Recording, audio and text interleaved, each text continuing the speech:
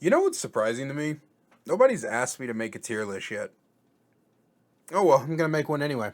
So we're going to be doing a killer tier list today. And I have not scripted a single line of this, so if I begin to ramble, I apologize.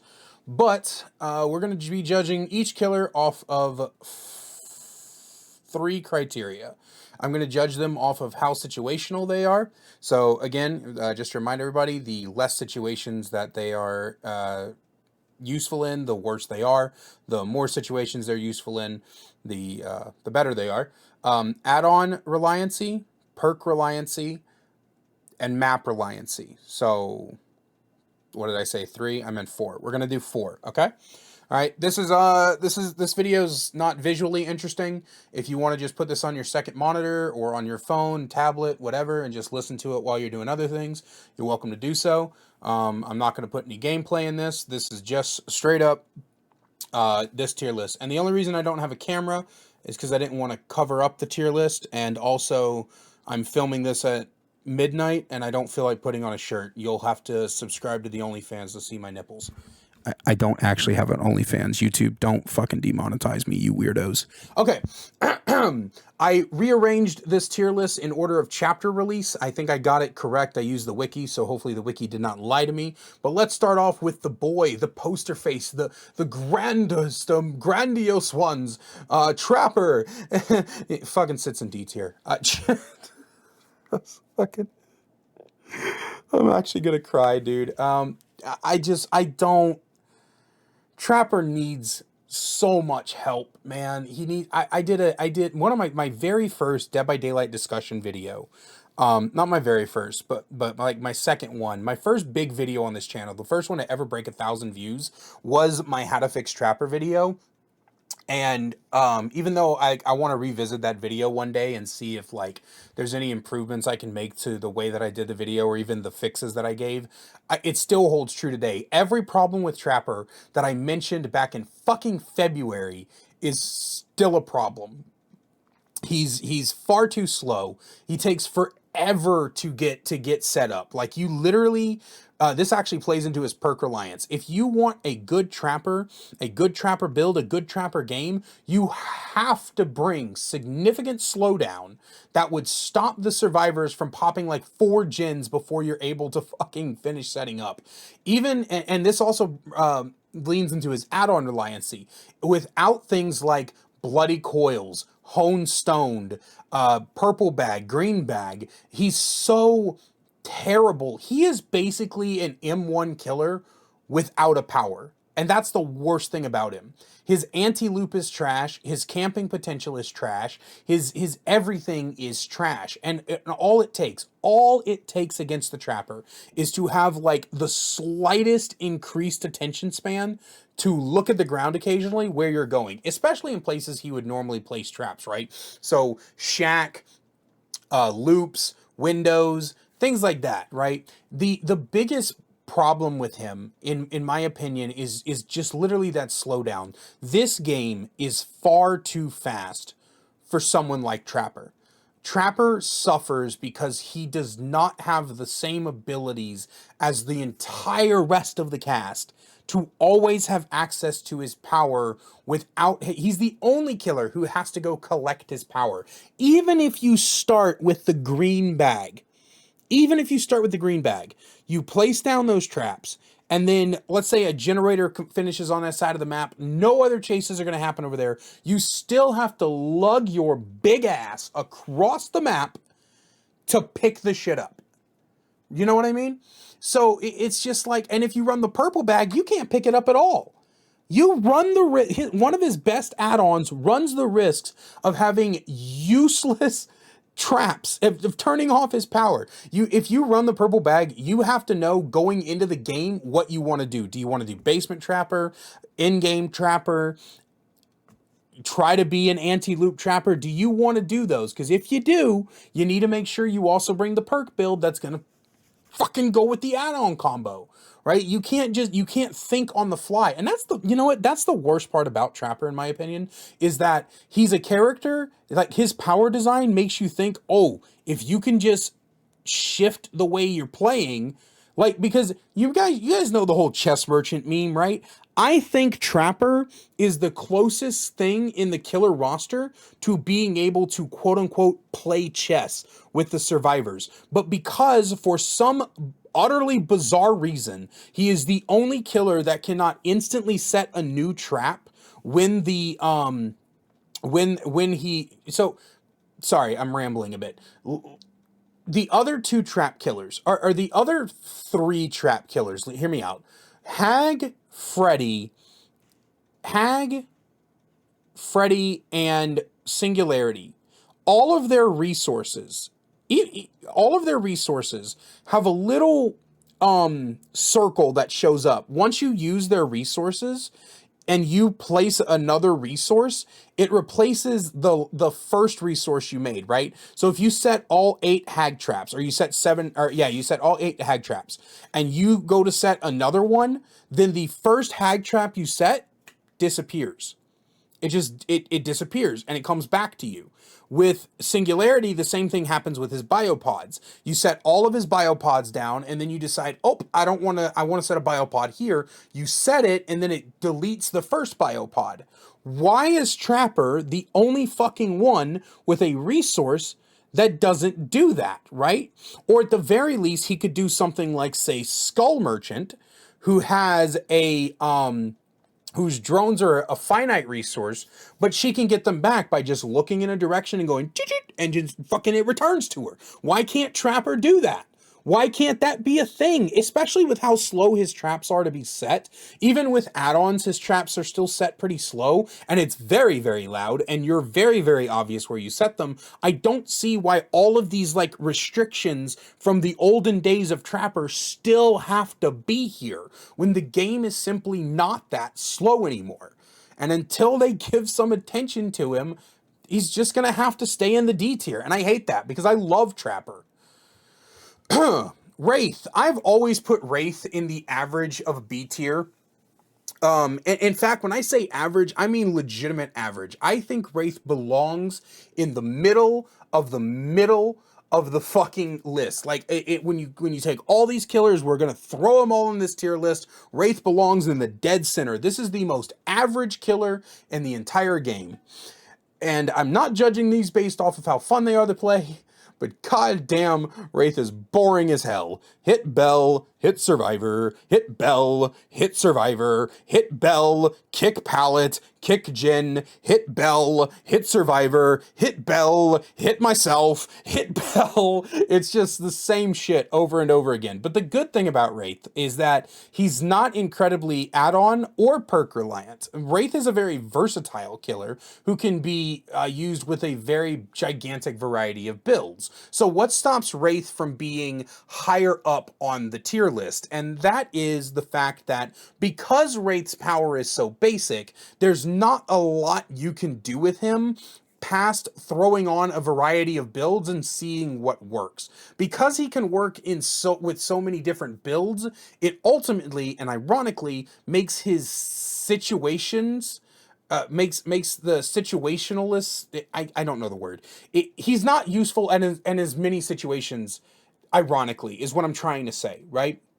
Because of the fact that his bell takes so long to come out of the cloak, outside of like occasionally being able to body block a pallet or a window, or like surprising a survivor who doesn't know that Wraith gets a speed boost when he comes out of his cloak, and you get like this really fast lunge around a corner or something, Wraith is just so utterly average at what he does. He's not bad, but he's not good either. He's also extremely predictable. I would say that Wraith is probably one of the most obvious of the stealth killers, outside of probably Sadako.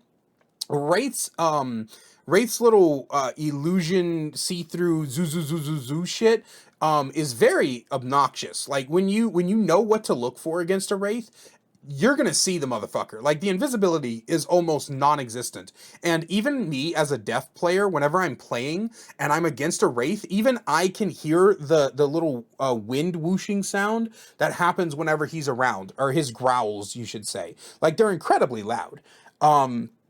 So Wraith is just never going to be like and I don't personally believe that there's ever going to be anything that behavior can do or that they need to do. I think Wraith is fine where he's at as an average killer. Not every killer needs to be stupid powerful, but Wraith is just fine. He's just a fine basic killer, and that's really all I can say about him right now. The Hillbilly is the hardest one to tier. I have to put him in C. I have to. So on one hand,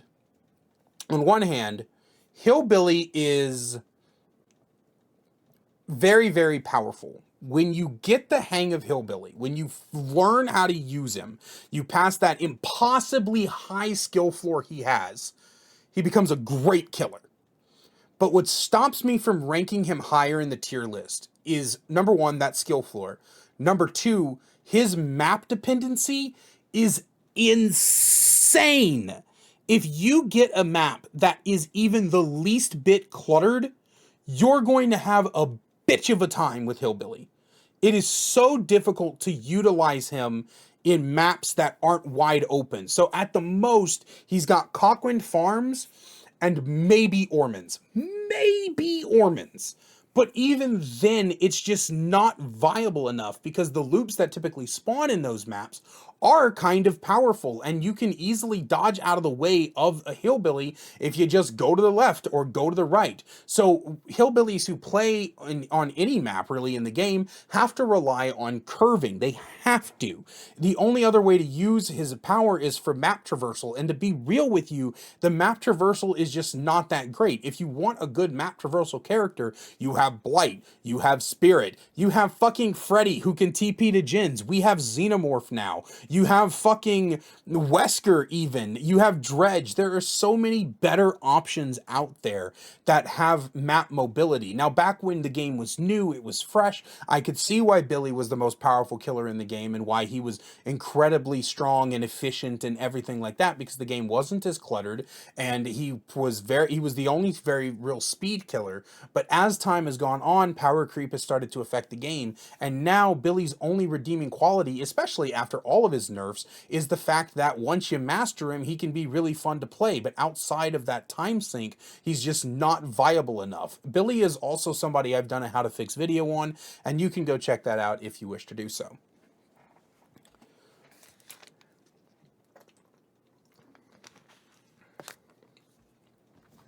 Nurse. I mean, did we have any doubts? I mean, there's nobody on the planet, no Dead by Daylight player, in my opinion, could justify Nurse not being S tier. There's a lot of arguments between me and other people about what constitutes a skill ceiling. A skill ceiling is the amount of value you can get out of a killer once you reach the cap of their viability, I should say, right? Because of by that definition, Nurse has the highest skill ceiling. She does not care about what add-ons she has. She does not care about what perks she has. She does not care about what the map is. This is the only killer in the entire game that can go perkless, add-onless, on any fucking map and destroy people. And if you spend the time, just a little bit of time to just learn the muscle memory of her blinks, you become instantly one of the best killers in the game. Her skill ceiling is really high because her value is near infinite. Being able to ignore all of the fucking obstacles in the game is so strong. And right now, one of the biggest strengths of Nurse, even after her nerf and that no longer gives her a basic attack, one of the biggest strengths of Nurse is going to be the fact that not only do the blinks ignore physical obstacles in the game, they also it also goes fast, right? Like if Nurse's power was something like holding right click to like become ethereal or something, and then you can like walk through pallets or something like that, and then you release it and you're no longer ethereal, that would be one thing, right? But Nurse's blink is a teleport. It's teleporting through pallets, through walls, through floors, through ceilings, through windows, through my fucking sanity, and it is one of the most infuriating things to deal with in this game. There's nothing more infuriating than a good nurse main, in my opinion. Myers is the second person to go into the D tier. He is slightly over Trapper, though. Slightly over Trapper. And I'll explain why. So Myers is incredibly add-on dependent. He's also incredibly perk dependent. Similar to Trapper, Myers is way too slow for this game. It takes forever to get to the point where you are getting a relatively good amount of stock in order to even get to the super powered tier 3. This is why, as much as people complain about it, Infinite Tombstone Myers is a bad build. I want to repeat that.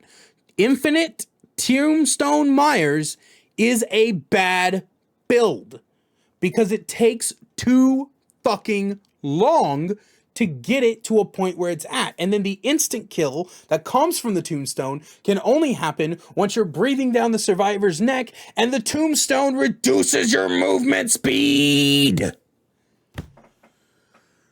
So in order to fill in this gaps, you have to run things like Play With Your Food, Bamboozle, Superior Anatomy. You have to try your best to fucking get into a point where you can make Myers viable enough to actively move his big ass and get to the survivor.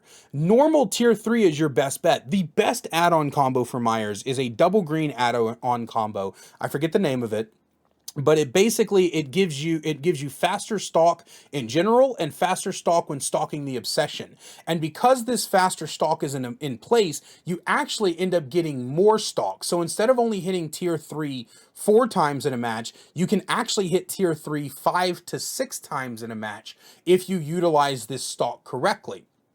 And also, correctly. So you utilize the stock correctly, and it's one of the biggest boost to Myers. But because he is just an M1 killer, even with the exposed, because he's just an M1 killer, and you can possibly run out of that exposed in the game, he's just not good. He takes too long to get to where he's viable, and then his viability is limited.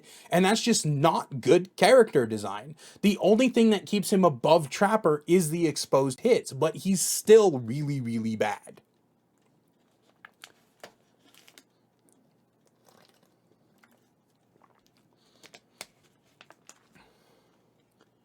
Hag. You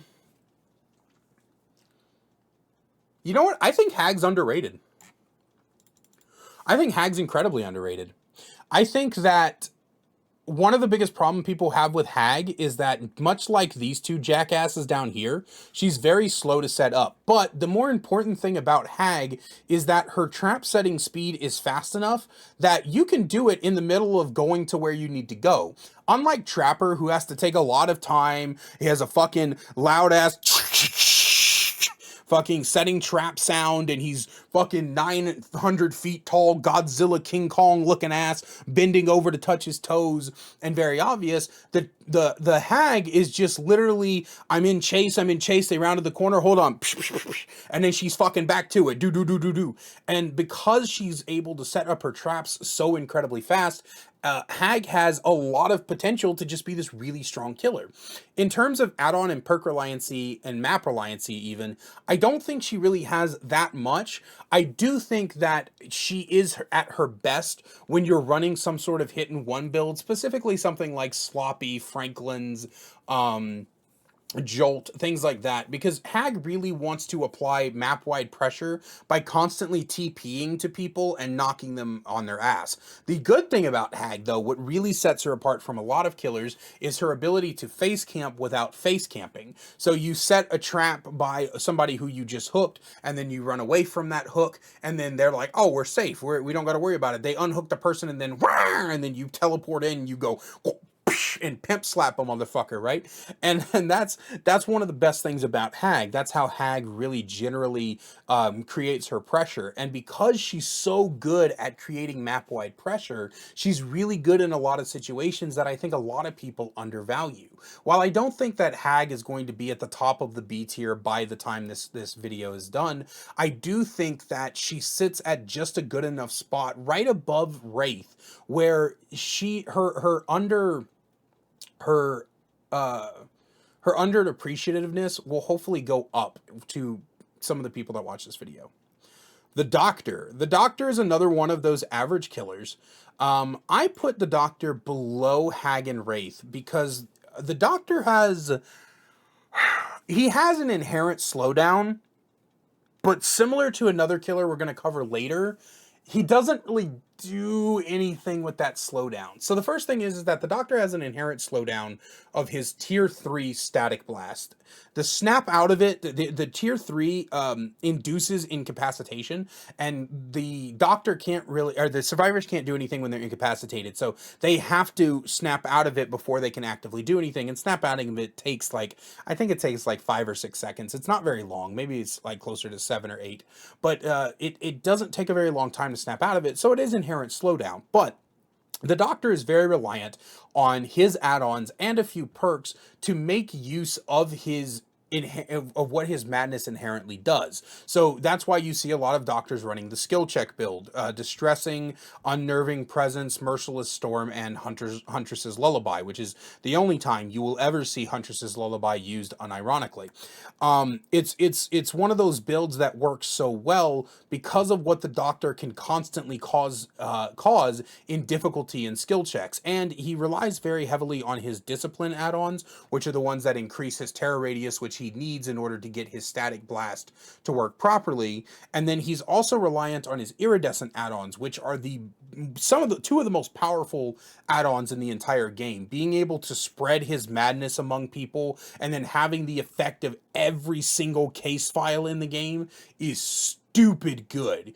But because he relies on these so much, I can't put him higher than B. And I also don't know if I could put him higher than Wraith and Hag, who don't have as much of an add-on or perk reliance as he does. If you bare bones the killer, or you put on some of his his less adequate add-ons, then he becomes just a very mediocre chase killer, and he's not much better than that.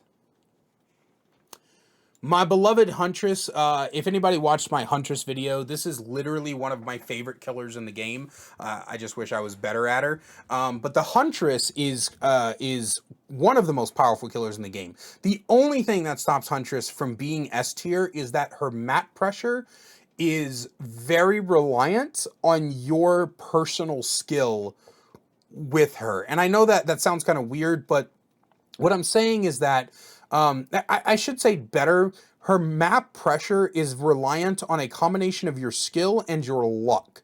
And she's incredibly map dependent when it comes to being able to create map pressure. She's not map dependent when it comes to short range hatchets, but when it comes to long range hatchets, she's map dependent. If you're on one of those maps that has a lot, like a tall building or a lot of trees or something like that, then it's much more difficult to be able to cross map, chuck a hatchet into a pretty decent arc to where it's going to go somewhere.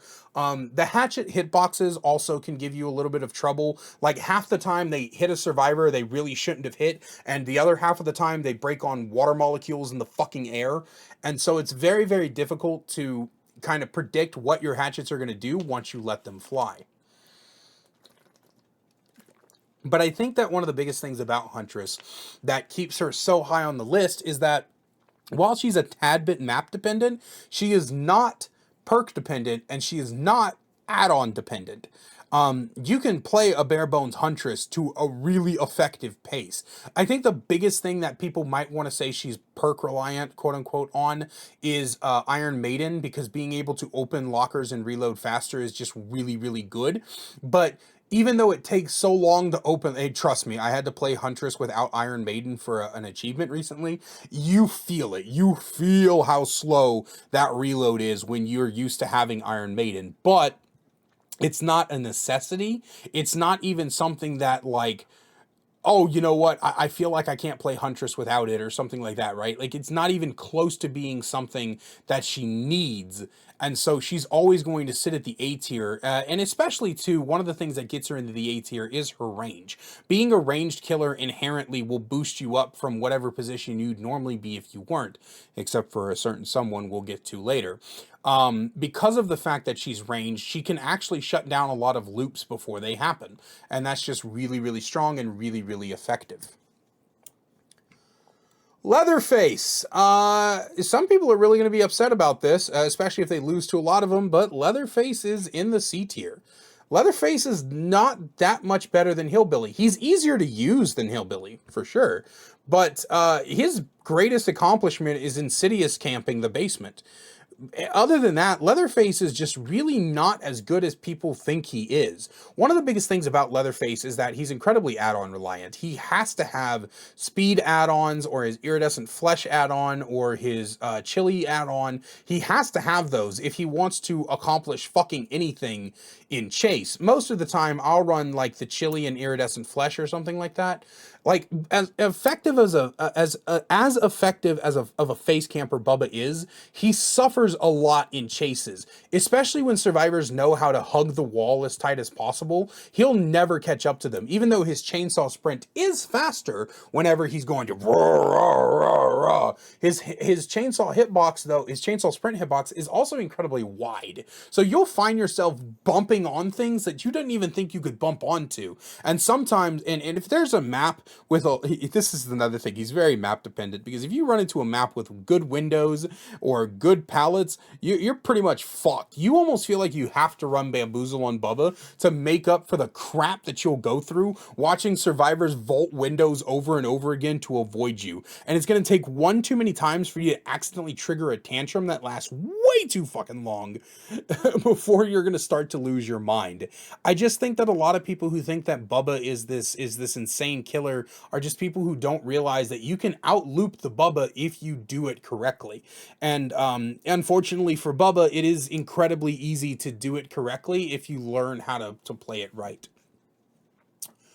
I almost wish there was a tier between C and D, because while Freddy doesn't quite fit into the D tier, because he is not as slow as these guys, he also doesn't quite fit into the C tier. So he's probably going to end up the lowest C tier killer on this list. So Freddy gets a lot of value out of his teleport, but his teleport is probably the best tool in his arsenal.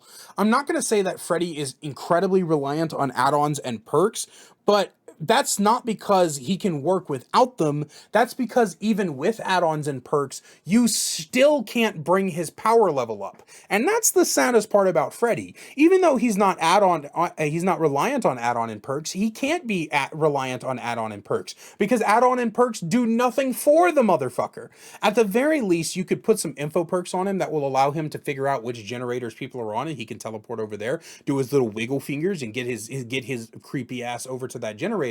But also, when you're teleporting to a generator, that makes a lot of fucking noise. There might as well be a giant glowing neon sign that's like, hey, Freddy's coming, 1, 2, Freddy's coming for you. Because as he teleports over to that gen, there's a lot of blood gushing, and then his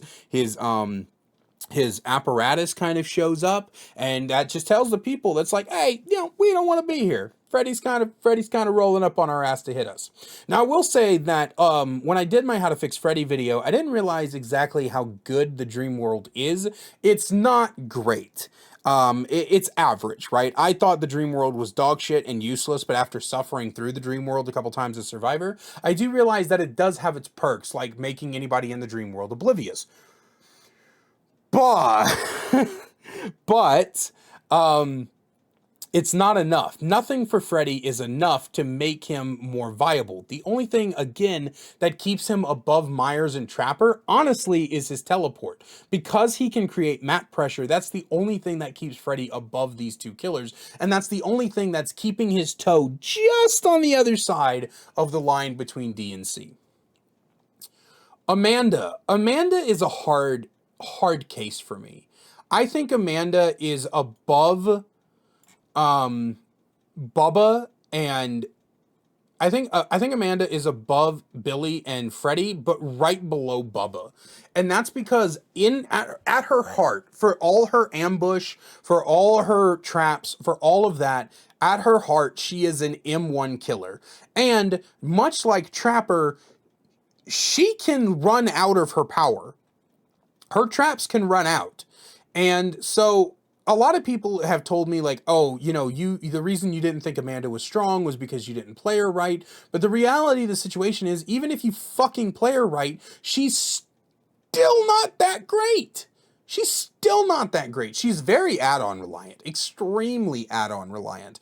In order for her traps to pose any kind of a threat, you have to run like double gears or rule set number 2 with gears or something like that. You have to run those perks in order for those traps to even pose just the slightest bit of a threat. But one of the big things about her, and the only thing that's keeping her above these two, to be honest with you, is honestly the fact that she does have an incredibly strong slowdown. The trap slowdown is really, really good. It's not good enough. It's not good enough to bring her up into B tier, but it is really, really good. I just personally think that if you're going to be running someone like Amanda, then you really actively need to understand exactly how she works.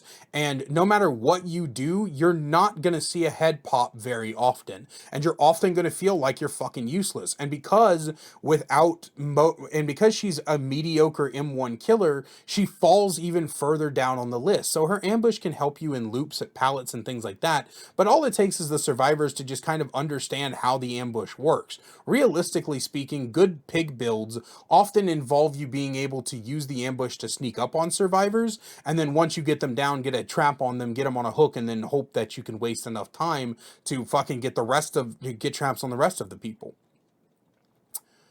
Moving on to Clown. Clown is somebody, so I tried to film this video once, but then I got pulled away, and I came back, and I decided I didn't like where the video was going, so I started over. And Clown is one of those killers that I was stuck on. Because, realistically speaking, I think he's here. But also, I think he's here. I think he's lower on the B tier. He's kind of like Freddy. What Clown is to C tier, Freddy is to D tier. There's very, very little keeping him from making it down here. Very, very, very, very little. He's towing that line. And that's because this stupid motherfucker is so add-on and perk reliant. It's insane. It's insane how add-on and perk reliant he is. Without his add-ons and without good perks, Clown finds himself struggling even with his very viable anti-loot power.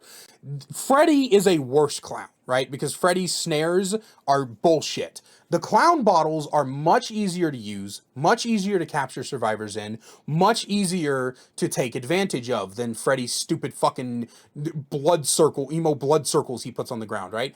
Clown's bottles are so strong, and yellow bottles actually really underutilized. But I think that one of the biggest problems that Clown faces, even though he's not map dependent, is again his add-on and his perk dependency. He's so dependent on these things to actively fill in the gaps and distract from the fact that, much like our friend Amanda here, he's just an M1 killer with a basic ass chase power.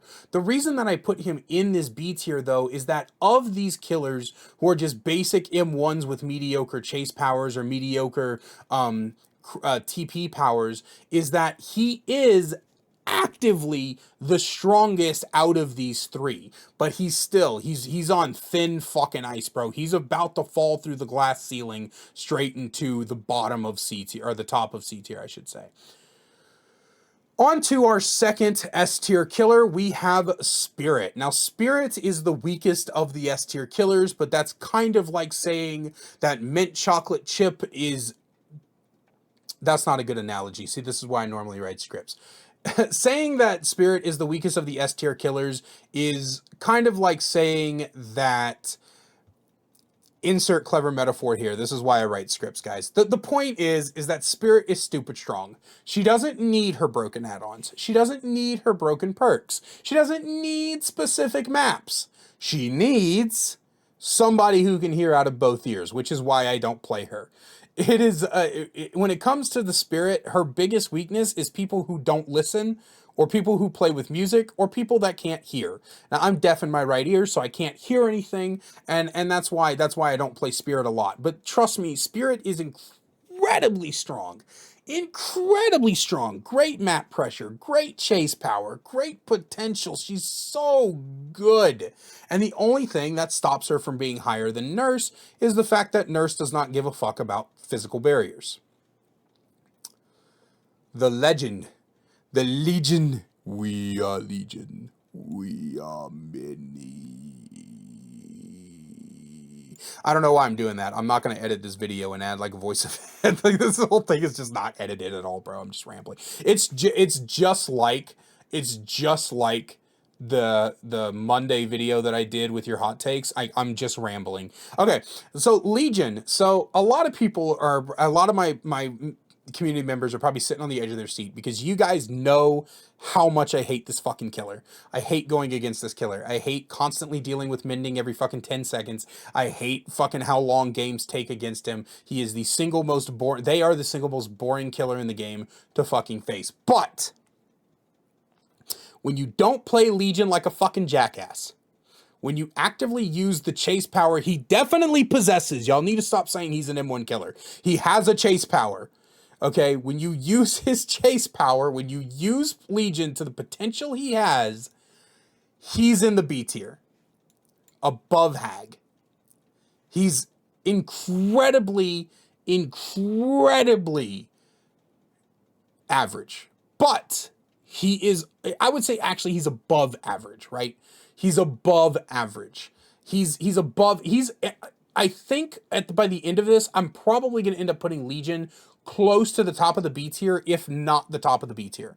Legion is incredibly good when you utilize him correctly.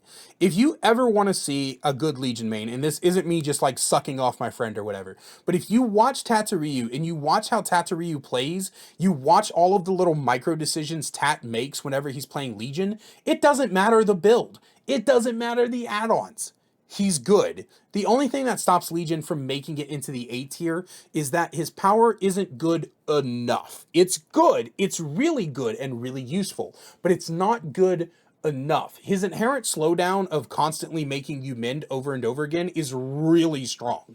It's not strong enough to where you should constantly put off the inevitable and never down anybody like a lot of Legion players like to do, but it is strong enough to constantly create pressure. And I would say that in reality, a lot of his best builds even are very, very varied. Again, if you watch Tataryu's videos, you'll see how many different perk combinations you can make work with Legion. The Plague, our next A tier killer. I love this fucking killer.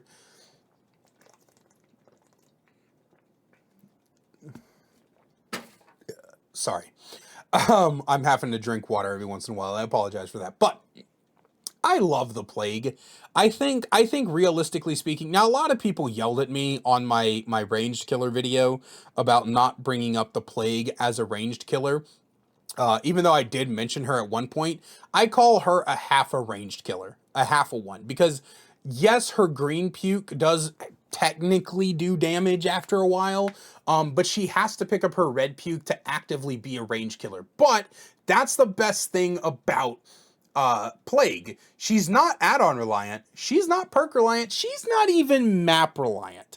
The best thing about Plague is that if you're the survivor, you are damned if you do, damned if you don't. If you do cleanse the fucking injury, you do cleanse the sickness, hey, congratulations, you're no longer injured. But now Plague has a really good fucking ranged attack. If you don't cleanse it, well then suffer the power of the M1... What is that thing she holds? What is it called? Mini shrine thing, fucking the incense castle, right? Suffer the power of the mini incense castle she carries around. She will whack the fuck out of you, and you will never be able to do anything about it. The other really funny thing, in my opinion, for Plague is that she shuts down healing builds. If you bring yourself a healing build and you notice it's a Plague, just DC right there. It's not worth it. You will be so fucking pissed over and over again. I love this killer. It's one of my favorites in the game.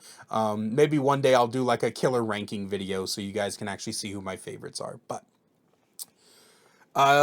this is going back to my roots. When I first started the game, the very first thing I did was buy Ghostface for $5. The very next thing I did was play Ghostface for my first 35 hours in the game. Which is why it pains me to put him here. You can't see me, but I'm about to throw a fucking temper tantrum. So Ghostface is another one of those killers that toes the line. He's so close to being B tier. If only it was not so painfully easy to take him out of his power. Ghostface does not really have... I would say Ghostface has like a medium add-on reliancy because there are add-ons that are able to overcome or circumvent the fact that you're taken out of your power every 10 seconds. He doesn't have a lot of perk reliancy. He does have a lot of map dependency. If you are in wide open maps or maps that have a lot of clear sight lines, then it's very difficult to utilize Ghostface correctly. His crouch is tantamount to useless. I don't know why his crouch exists outside of like giving killers the ability to teabag and making funny memes. Haha. His crouch is fucking pointless. But I will say that Ghostie can be really fun to play, but the frustration from constantly being yoinked out of your power is so high, and it's such a problem because there's no risk to bringing him out. Yeah, like okay, he gets killer instinct for a couple of seconds, big fucking whoop-de-doo. The reason he's above Leatherface is because when his power isn't being taken away from him, he is far more useful than any of the other killers that are currently in the C tier list. So this is the hard one for me because I don't own Demogorgon. I don't know what else to say. I don't own Demogorgon. I know what Demogorgon's capable of from other people I've watched. So I'm going to do something I don't normally do. Hang on.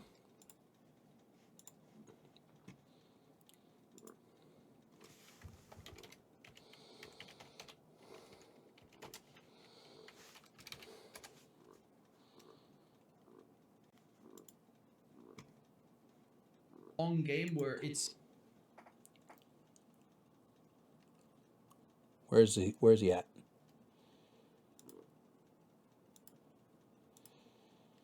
Show me the completed list, Ots.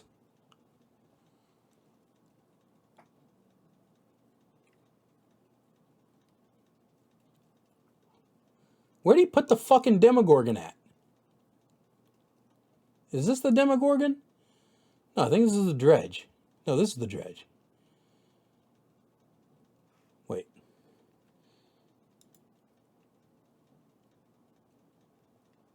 Bruh. Am I just blind? No, this is the Knight. Am I blind? Oh, there's the Demogorgon. B-. All right, bet.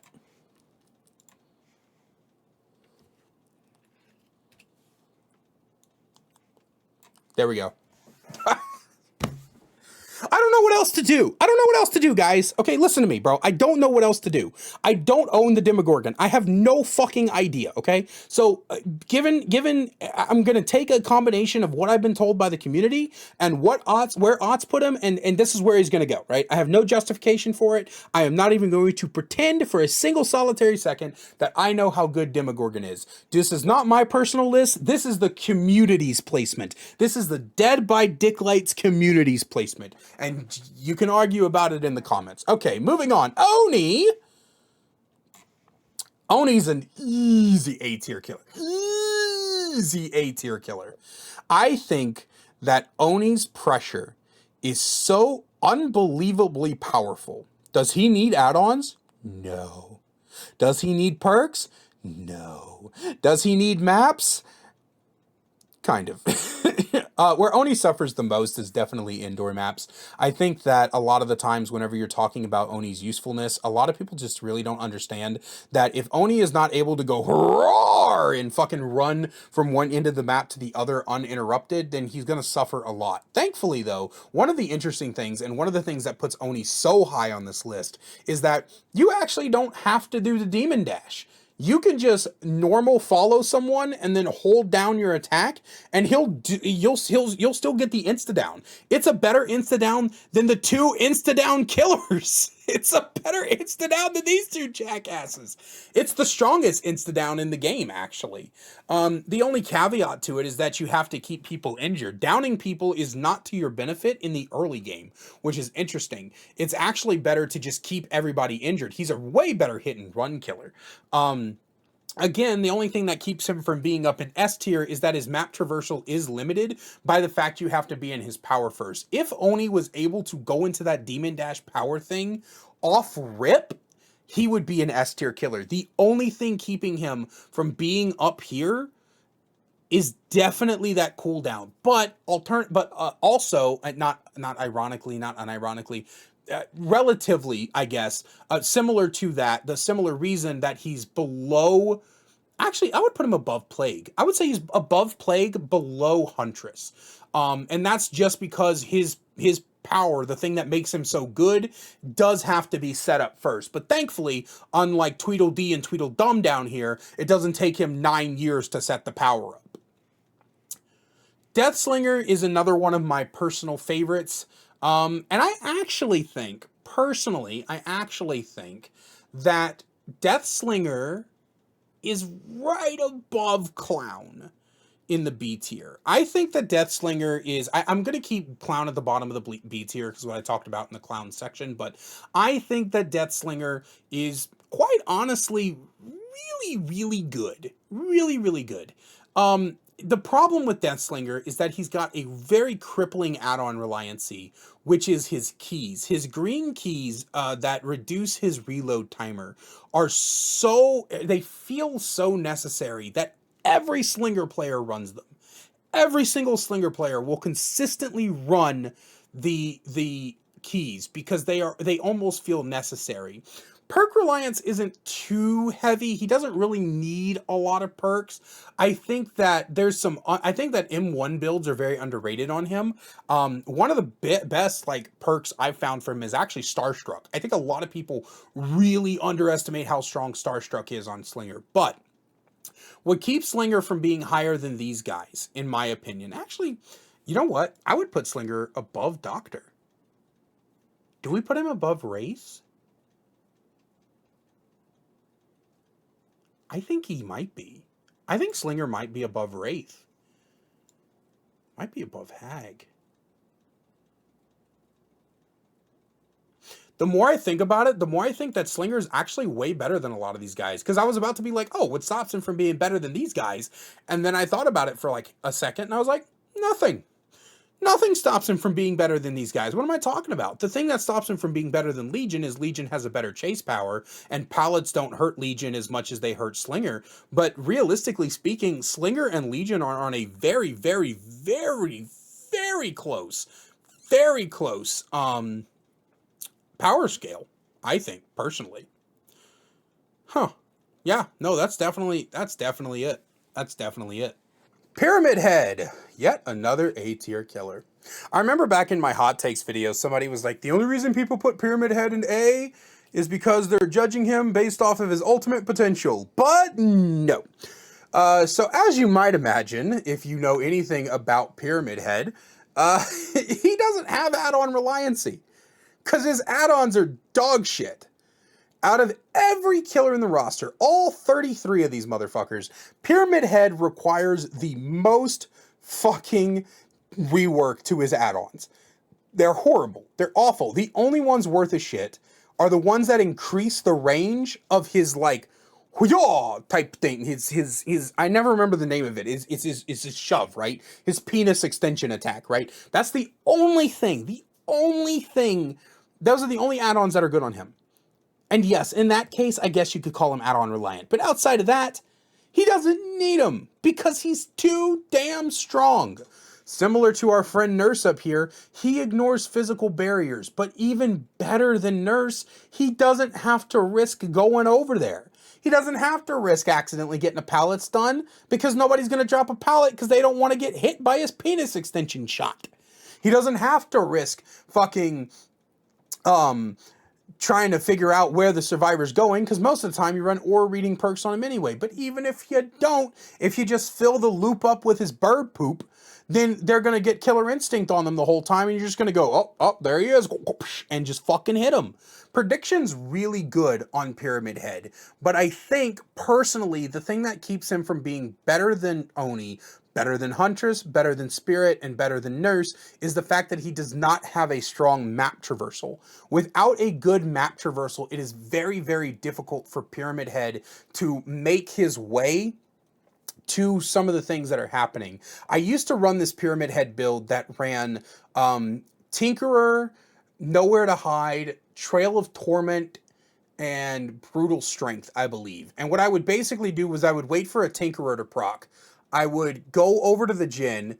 I would Rites of Judgment it. Hey, I remember the name. I would Rites of Judgment it, or the punishment shot, or whatever, and I would try to hit them on the Djinn. If they weren't on the Djinn, like if they got off because they heard me coming, then I would go around and I would kick it, see where their auras is, and then I'd use that aura.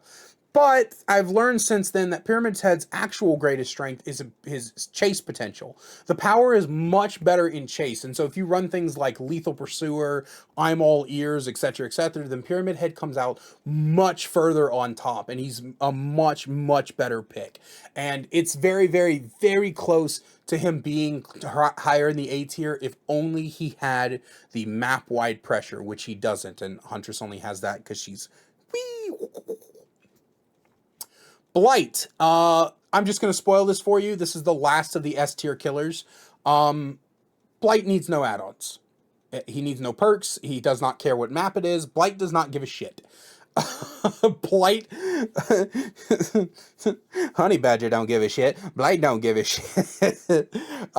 Blight is so strong. A lot of people quote his add-ons. And I think a lot of people who quote his add-ons are missing the bigger picture. Yes, Blight's add-ons are stupid powerful. There's like, of all of his add-ons, he has like 13 options that are just way too fucking strong. But even without his add-ons, even if you were running an add-on-less Blight, he is so unbelievably good at map-wide pressure. The only thing that stops him from beating Nurse is that Nurse goes through obstacles and Blight does not. I said this at the beginning when I mentioned Nurse. The only thing that keeps Nurse up here is how fast she can just ignore obstacles. If Blight could ignore obstacles, he would be better. He would be instantly better than her. But because she can ignore obstacles, she's the better one. But Blight is still really, really good. And realistically speaking, I think Blight might actually be better than Nurse. I can't ignore the Nurse's ability to ignore obstacles, but you can do so much more with Blight. His skill ceiling is stupid high, and if you watch really good Blight players, like Lilith Omen, I don't watch a lot of Dead by Daylight creators, but if you watch really good Blight players, you will see exactly how effective he is at snowballing, at chase, at slowdown. He slows down people just by existing. His mere presence is enough to scare the shit out of even the most experienced survivors. And it's so good. It's so good. If you are a killer main and you're like, man, I really want to be a great killer, what's the best killer to pick up? Don't pick up Nurse. Pick up Blight. I'm sorry, this just hurts me. Twins has so much potential. So much potential. I'm going to ignore the bugs on Twins. I'm going to ignore how buggy the killer is. And I'm instead going to focus on the fact that their power is clunky, but effective. They are they're not extremely add-on reliant, but they are add-on reliant. They are not extremely perk reliant, but they are perk reliant. They're not extremely map reliant, but they are map reliant. I put them at the top of the C tier. They're just missing something, just a little something to put them above the rest. I think that hopefully, and I'm hoping whenever I'm looking for the, whenever this Twins rework comes out in like fucking next millennium or whatever, I'm hoping that the Twins, that rework will shove the Twins up into the upper B tiers. But until then, she's got to sit at C tier. Her power is clunky. It's awkward to use. There's no real understanding of what the range is when you're trying to switch between the two, and like it just won't let you, or when you're trying to pull Victor out and it just won't let you. She's so fun. They're so fun to use, but they're just not quite there. Not quite. This is probably the most powerful C tier killer we're going to talk about today. Trickster is interesting. He's the weakest ranged killer by far, because unlike I talked about this in my ranged killer video, unlike Plague, unlike Huntress, unlike Artist, unlike Slinger, Trickster's burst potential is dog shit. His damage potential from range is so utterly crap, and he is shut down even more when it comes to loops than any of these other three killers, right? Because good loopers can honestly fight against these three killers really well, right? But he's shut down the worst because he can't do anything. Like, yeah, maybe he can flip a corner and get off a quick shot like Huntress, or maybe he can like chuck a knife from a good distance and get a random hit like Plague. Maybe he can take advantage of a long lane and get a hit like Slinger, but none of that matters because one knife doesn't do anything. You have to land 6. On top of that, he's incredibly slow. He's stupid slow. When he pulls out his knives and he's getting ready to try to chase you, he's so slow.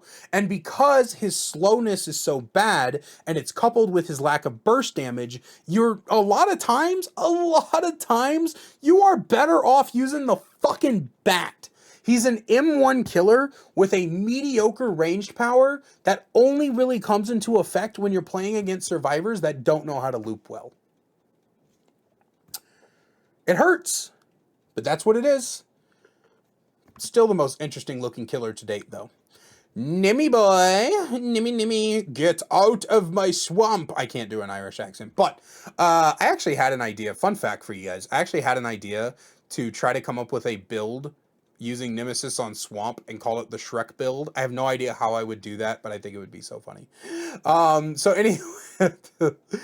anyway, where do I put you, Nemesis? Where do I put you?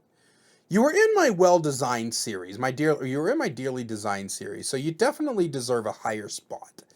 I think I put him in the lower B tier, right above Clown. I think right above Clown's a good spot. Actually, maybe he'll go above Doctor. Yeah, you know what? Ooh, this is hard. Does he go below Wraith or above Wraith? I know he doesn't go above Hag. I don't think he has the map pressure that Hag does. So does he have the map pressure that Wraith does? No. But does he have the chase potential to make up for that map pressure? Also no. So one of the biggest contentions with Nemesis is definitely the fact that he can't hit over loops. So as far as add-on and perk reliance, kind of, his add-on reliance really comes from the ones that increase the infection, that increase the tier of the tentacle faster, but he's not really reliant on those. It's just more of they're a nice little boost to help. He doesn't have a big perk reliance. I wouldn't even say he has a big map reliance. I think the biggest thing about him is that he's so ungodly loud. He's so ungodly big that you can't do much with Nemesis. You're never going to sneak up on someone with Nemesis unless they're like me, who doesn't fucking pay attention when they're playing Survivor.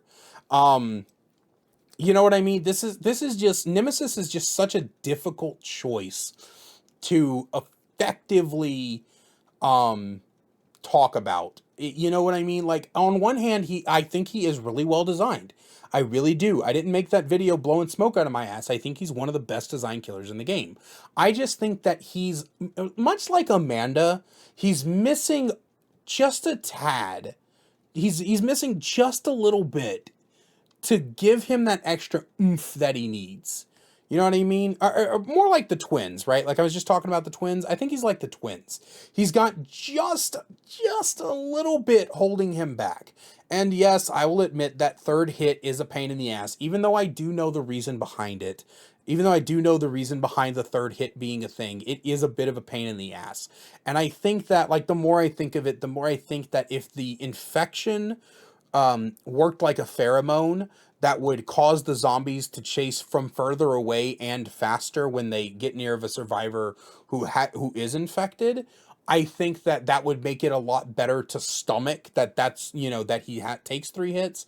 But until then, he's gonna sit right here for sure. Pinhead.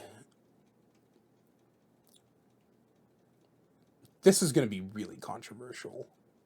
Actually,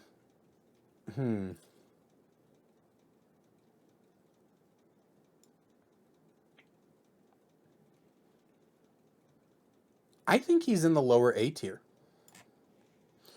I think Pinhead's biggest thing, he's not add-on reliant, he's not perk reliant, and he's not map reliant, so we can cross those 3 off.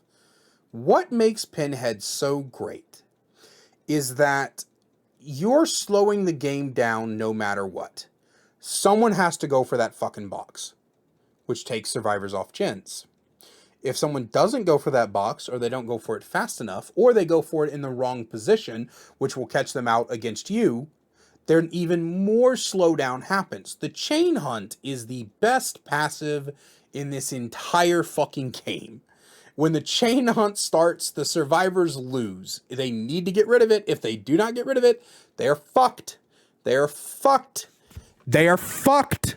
Okay, you cannot tell me for the slightest second that if you cannot tell me for the slightest second that the add-on the chain hunt is not the best passive in the game. It's so strong. And as a Pinhead main, I've often heard people say Pinhead's a really good pub stomper, but not good in competitive. And I don't know if I agree with that. Now, granted, I don't keep up with the competitive scene, and I'm not going to say that I'm a competitive level Pinhead player. Although, hey, if any professional teams want to do a video where we test my Pinhead against you, I think that'd be really fun. But Pinhead, one of Pinhead's biggest strengths is that he's got this really good chase power that you can combine with a very basic M1 build. My personal favorite is Sloppy Butcher, Save the Best for Last, Franklin's Demise. I know Franklin's doesn't work on the box. Shut up. That's not why I run it. But Franklin's Demise and Jolt, you run that with his chase power, and he's actually pretty fucking good. It's insane, like, how much that Possessed Chain's chase power helps him so much. You can even run basic perks like fucking, I don't know, Bitter Murmur and Brutal Strength or some stupid shit like that. And he still would be really effective because his power carries him so far. The thing that keeps him below the rest of these guys is that he lacks sufficient range without his iridescent add-on. And even with it, he can only injure. He can never down. So he lacks sufficient range like these two. He lacks sufficient map pressure like this guy. And he's still, even with his good chase power, he's still an M1 killer, unlike Pyramid Head. My prediction, I haven't gotten all of them yet, but my prediction is by the end of this video, he will be at the bottom of the A tier list. But do not make any mistake, he is nowhere near weak enough to be on the toe line between the A and the B, like Clown is from B to C, like Freddy is from C to D, and like Twins is from C to B, right? He's not on that toe line. Even though he's going to be in the bottom of the A tier, his power is going to greatly outplay the top of the B tier. Artist is really interesting. I think I put Artist right on below Huntress. Ooh, this is hard. This one's hard. I want to say I put it, yeah, we're going to put Artist right below Huntress. So the biggest thing about Artist, I think, personally, is that the reason she's just slightly weaker than Huntress is because she has a very, very slight perk reliancy in that info perks are like her biggest, like, fill in the blank, right? So she doesn't necessarily have to run info perks, but running info perks is what makes her, running info perks is what keeps her, it's what keeps her consistency. That's the word I was looking for. Running info perks is what keeps Artist's consistency so high. So she's not perk reliant, but perks fill in the gap so perfectly. And even basic perks like Bitter Murmur, for example, or Nurse's Calling, or, you know, perks where you don't necessarily have to hunt them down as long as you're getting information, because her map-wide pressure is the best out of the entire A tier. It's the best, especially with info perks. And because her map-wide pressure is so strong, and much like our friend Pyramid Head here, she can ignore all the physical barriers in the world, that's what creates the great strength she is. But the other thing about Artist is that not only does she have fantastic map-wide pressure, she also has fantastic anti-loop. She's really, really strong at anti-looping. And she does have built-in information. When the crows pass by somebody, they trigger killer instinct. So she's got info, she's got map-wide pressure, she's got anti-loop. She is so unbelievably strong. The thing, again, that keeps her from being as strong as Huntress is that Huntress is so much more direct than Artist is. And Huntress's power is also easier to use than Artist is. So because Huntress has a kind of medium skill floor, while Huntress has a slightly above medium skill floor, that's what keeps the power difference between these two. But very similar to the power difference between Legion and Slinger, the power difference between Huntress and Artist are so unbelievably close that at any point in time, I could probably shift the two of these and it wouldn't make that much of a difference. Finally, what the fuck am I talking about finally? I've got 1, 2, 3, 4, 5, 6, 7 killers left. I apparently also can't count by just looking at them. I got to count on my fingers like a fucking kindergartner. But Sadako. Oh, man. What do I do with you? I think Sadako's above Pinhead. I actually think Sadako's above Plague. I think Sadako's new Condemn creates enough pressure. You have to know how to use it. I will say this. You have to know how to use this fucking thing. Actually, I think I drop her below Pinhead because she's add-on reliant. So her new pressure and her base kit are really, really strong. She's not perk reliant, and because of her TP, she's also not map reliant, but she is add-on reliant because she needs add-ons that can help with the TV cooldown, help with the teleport cooldown, and help with the condemn spread. Because you never want the survivors to be holding on the TVs. You always want them to constantly be holding on the videotapes. If they're holding on the videotapes, it's harder to inflict the condemn on them. But the condemn playstyle has been buffed so much that now it's such a viable strategy that it really is keeping her above the B tier. She used to be like high D tier. Like, she used to be so garbage, and her buffs have just skyrocketed her potential. She's really, really strong. This is my favorite killer in the game. This is my all-time favorite killer in the game. I love Dredge so much. I kind of want to be a Dredge main, honestly. I'd have to put down Pinhead, but I love Dredge so much. He's so adorable. They're so fucking cute, dude. They're so fucking cute. Non-binary Enigma, one of the best Moris in the game. But personal feelings aside, power, strength, power level, where do we put Dredge? Dredge goes, come on, right there. Right there. Controversial take, maybe, but I think the only thing stopping Dredge from being in the A tier is that he doesn't have a good enough power. Because he's slower, when you leave your remnant for his teleport, when you leave your remnant and you start chasing the survivor and then you TP back to cut them off or whatever, that movement speed while holding the remnant is so slow that you almost rely on the TP to catch them. And because of that little thing keeps him out of the A tier. Now, he is also slightly add-on reliant in that his Nightfall is not going to come very often unless you're using the Yellow Skull. And he's also slightly perk reliant because his play style is best done as a hit and run. Injure as many people as you can to keep proccing the Nightfall to then snowball that into downs. In that way, he's very similar to Legion, but the thing that puts him above Legion is that his chase power, or more specifically, his anti-loop power, is so much stronger than Legion and than Deathslinger that it puts him at the top of the B tier. And I think he might actually be up there by the end of the video.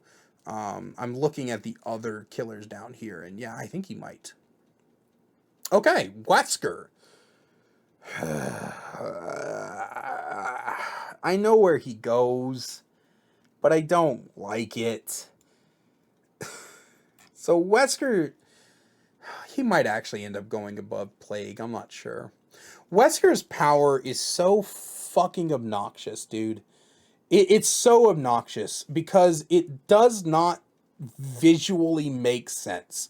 I have a clip somewhere on my channel. I don't feel like digging it up right now, but I have a clip somewhere where a Wesker was about to tunnel me. A Jake body blocks the Wesker, stands directly in front of it, and the Wesker moves and curves around him. I'm not talking about like takes a sharp corner or whatever. I mean a straight dash, completely moves around the Jake and just fucking hits me. It's the biggest bullshit. And when you're playing Wesker, I like to joke around.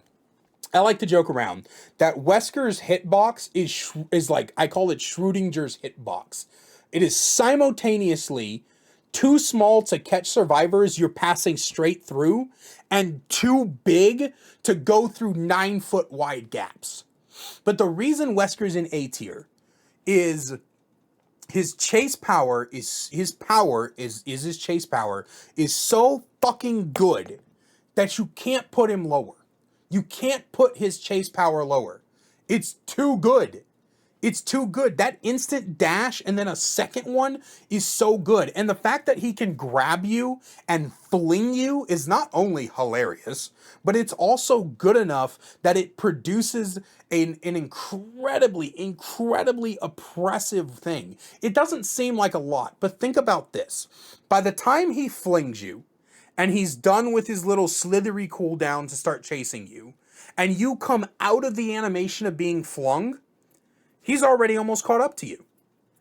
It's an inherent slowdown in of itself. It might as well be hinder.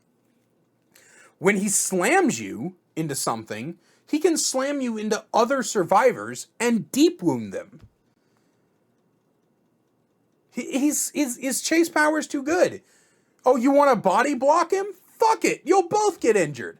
What the fuck do I care? Oh, you're going to try to dodge me? Good luck. He doesn't telegraph his attack as much as or I should say this differently. His dash is much easier to aim than Pyramid Head's shooty McShooty, right? It's so much easier to aim. And because it's easier to aim, it's easier to fake. You look left, they go right, you flick right, you dash into them. It's so good. And the infection rate, if that infection hits red, you lose. You just lose to him. You have to cleanse his infection. You have to. And guess what? If you cleanse his infection, oh, now he knows where you are. The Knight. You know what? I think the Knight's actually pretty good. I do. I think he's actually really good. Both Thursday and Friday's videos had me playing the Knight. I didn't play them. I didn't play the Knight because I was just like, I had to or whatever. I just did it because I felt like it. And both of those games, I did really good. Because the Knight is honestly, like, I might do better. Yeah, he's better than Dredge. He's definitely better than Dredge. The Knight is so much better than Dredge. He's got everything, dude. He's got Gen Patrol, he's got Hook Patrol, he's got Anti-Loop, he's got Chase Power. He's got everything. His guards are multifaceted. I think the biggest mistake people make with Knight is using his guards as if they're interchangeable. But realistically speaking, man, you use Carnage to break stuff, you use Assassin to chase people, and you use Jailer to patrol places, and he's so good, man. I think the thing that keeps Knight from the A tier, and I'm completely honest with you, it is one thing. It is the fact he cannot cycle his guards purposely. If you could hit your active ability button, which is normally control for PC players, I don't know about everybody else, but if you can hit his active ability button to manually cycle through the guards, he would be an easy A tier killer. Like, not even kidding. He has no perk reliancy. He has no add-on reliancy. His map dependency is very low.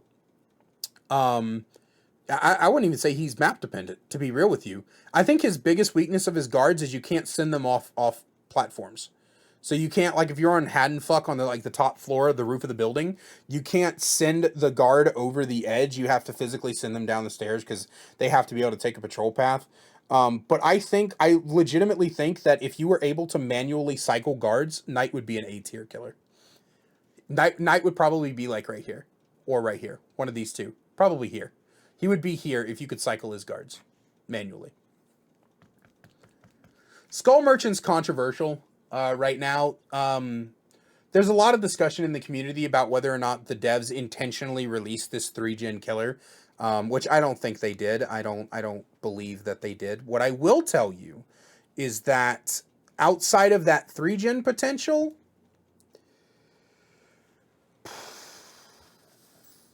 low B. Low B. Much like Clown, I think she's towing the line between B and C. Because outside of that 3-gen potential, she ain't got much going for her. She really does not have, like, a lot to go with. And I fully believe in my heart of hearts that should it ever come that they fix the 3-gen problem, she might actually fall. While she doesn't have a lot of add-on or perk dependency or even map dependency, she's very similar to Amanda, I think, in that her power just isn't good enough. I feel like I've said that a lot through this video. Her power isn't good enough. It's unique, it's interesting, and it is fun, but without the 3-gen potential she has, she isn't quite good enough to put herself above the B tier and above anybody else here in the B tier. And I can say this with confidence because I know where these last two are going. She's not above any of these other guys. And that's just the reality of the situation. Singularity. I know which tier he's in. I just need to figure out where he's at. Is he here? Or is he here? Here or here? Below Knight or above Knight? Below or above? Below or above?